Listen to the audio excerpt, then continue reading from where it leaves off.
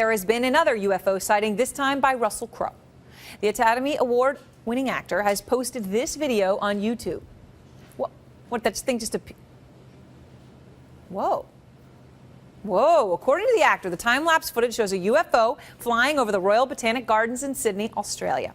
Crowe joins a growing list of celebrity UFO witnesses that also include politicians like Jimmy Carter and Dennis Kucinich. And that brings us to tonight's number, 500. According to MUFON, the largest privately funded UFO research organization in the world, there are 500 UFO sightings in the world every month. Every month. No, they don't. That's fucking branched off into two, isn't it? Yeah. Oh my God! That's branched off into two. That was one, now it's two. Fireworks don't do that, or flares.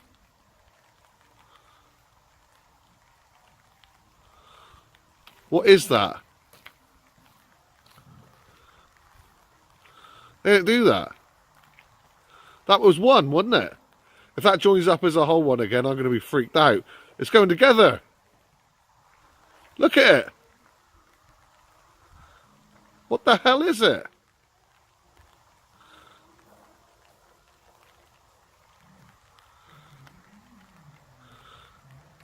That's being controlled.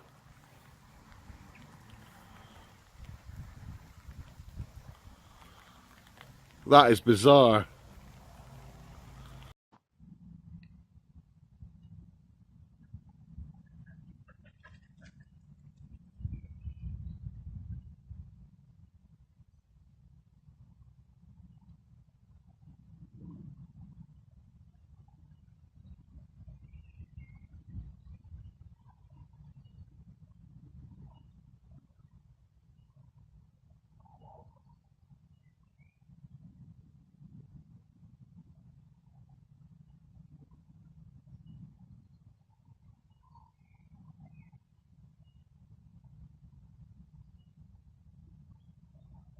Ici, viens voir. Ok, je vais chercher, je vais la rechercher. Ah oui, tu l'as. Reste ici, Rémi. Papa, il est là, il s'en vient. C'est quoi? Ça a l'air... Hey, ça a deux moteurs. C'est un vaisseau. On le voit? C'est vraiment ça. Viens voir, maman, c'est vraiment nice. C'est ça qu'on se demande, là. Cache! Baba! Vite, vite, viens voir. Oh merde, j'ai perdu. Ok, il est là. Vite, vite, vite, check. Merde. Ah, je capote là. Ah, il est là, il est là. J'ai l'adrénaline dans le tapis là. Faudrait pas qu'il y en ait un deuxième, mais si je capoterais ma vie. Attends. Je vois. C'est vraiment... Oh! Ça Oh non! Merde, je l'ai perdu là, je le vois plus. Ok, il est là. Mon zoom, il a de la misère là. Ok, j'y vais. J'y vais. Oh, c'est qui est beau. C'est quoi ça? Un vaisseau. C'est des flashs, t'as-tu? Un vaisseau, ça fait un vaisseau. Le dessin un peu vers Ouais, mais je sais, mais c'est tellement zoomé Mais que... c'est sur YouTube, man, je te jure. Ça fait des vues. Ah non, c'est impossible. Ça va passer aux nouvelles. Il faut que j'envoie même un courriel. Hey, je te dis, ma chérie, là. Oh, c'est qu'il est beau, il est beau. Oh non, c'est un extraterrestre.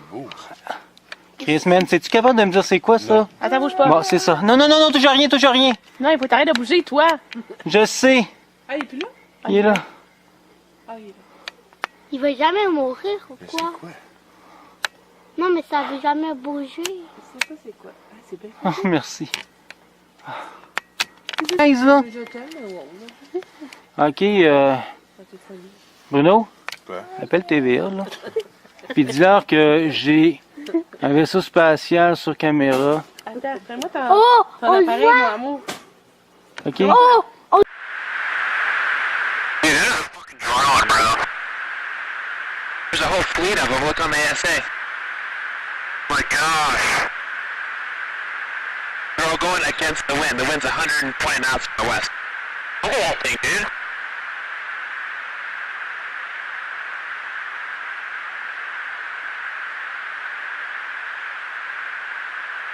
That's not our LNS though, is it? It's not. That is the LNS, dude. Well, if there's like... Look at that thing! It's rotating.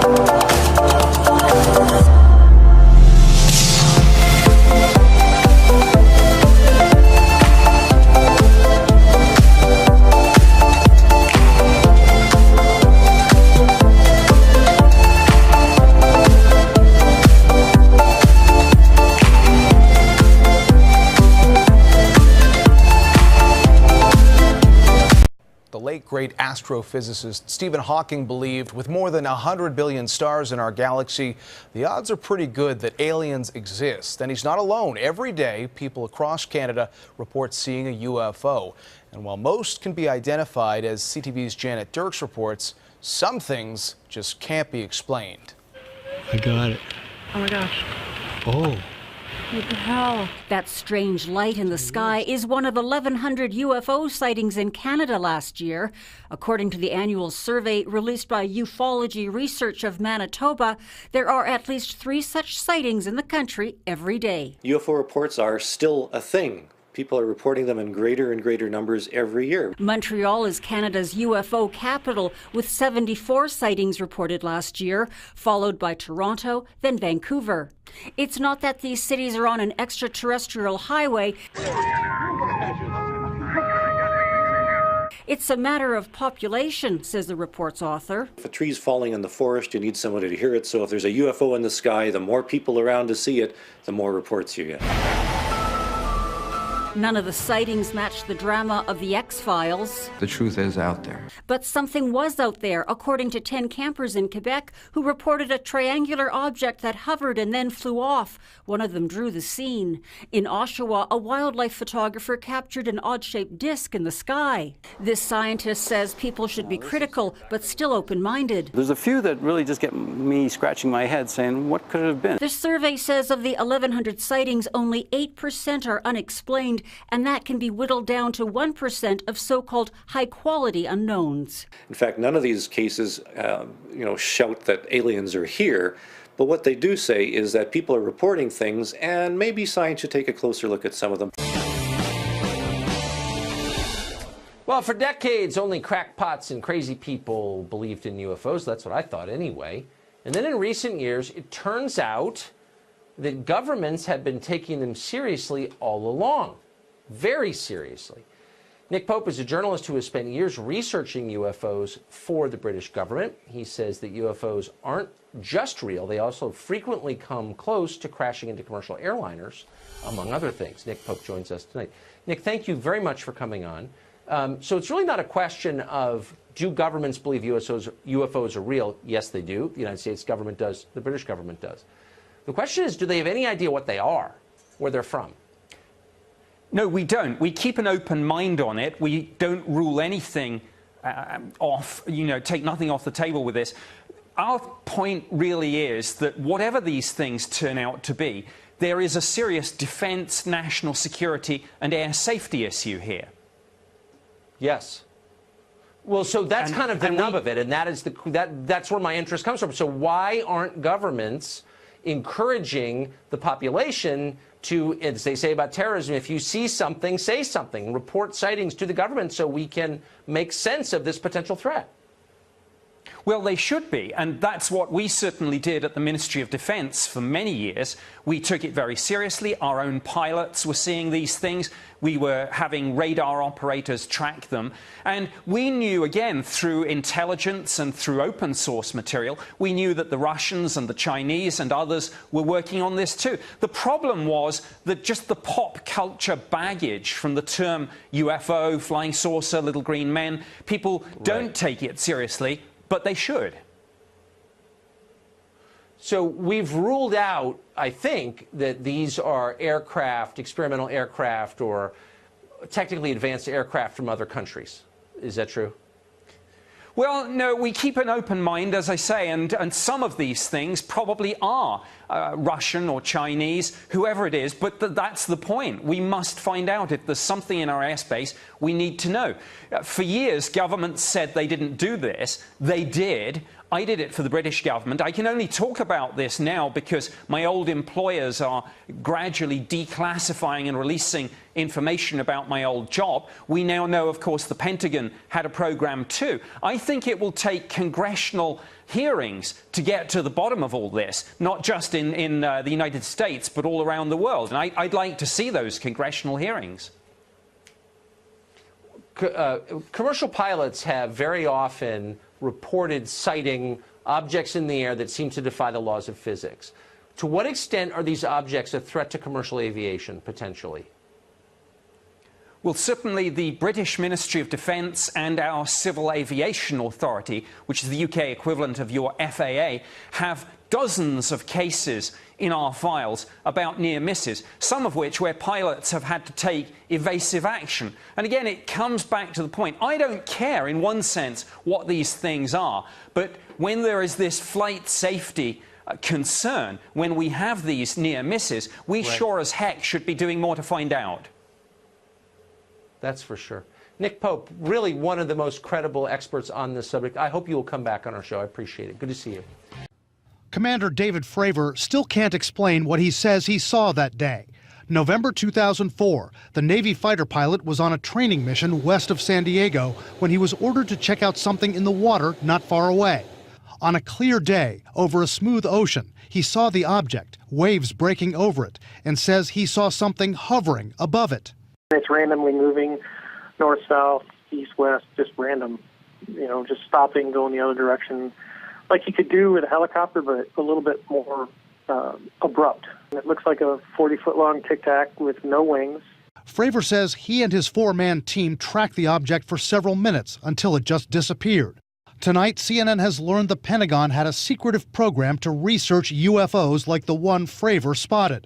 The project was called the Advanced Aviation Threat Identification Program, run by an official named Luis Elizondo. I think this is a national security imperative.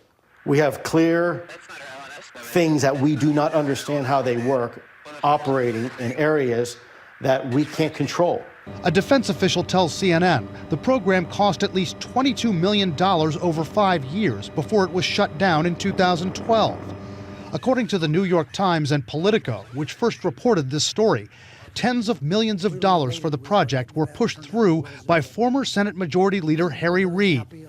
Those publications say a lot of the money for the Pentagon UFO program went to a company called Bigelow Aerospace, run by a longtime friend of Reid's, Robert Bigelow, a big believer in UFOs.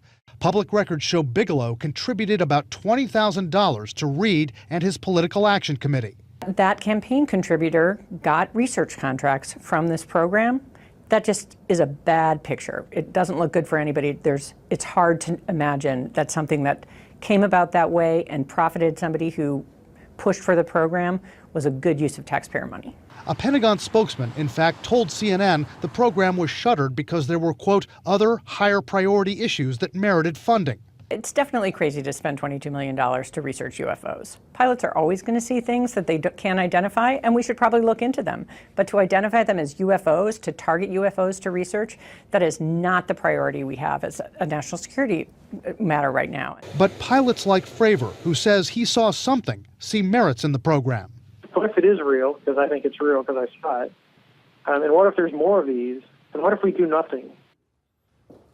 Now, just a short time ago, Senator Reid responded to CNN, saying he's, quote, proud of this program and its groundbreaking studies. Speak for themselves, he says. Reid says it's silly and counterproductive to politicize the serious questions raised by the work of the UFO program. The head of that aerospace firm, Robert Bigelow, did not respond to CNN's multiple requests for comment by our deadline. Wolf? Brian, there's also information that former Senator Reid tried to keep information about this entire program out of public view. That's right, Wolf. The New York Times says Reid acknowledged to them that he and two other senators, Ted Stevens and Daniel Inouye, both deceased, did not want public debate on the Senate floor over this program. Reid told the Times that the funding for the project was so-called black money, meaning that was secret money for classified programs. They just didn't want it talked about.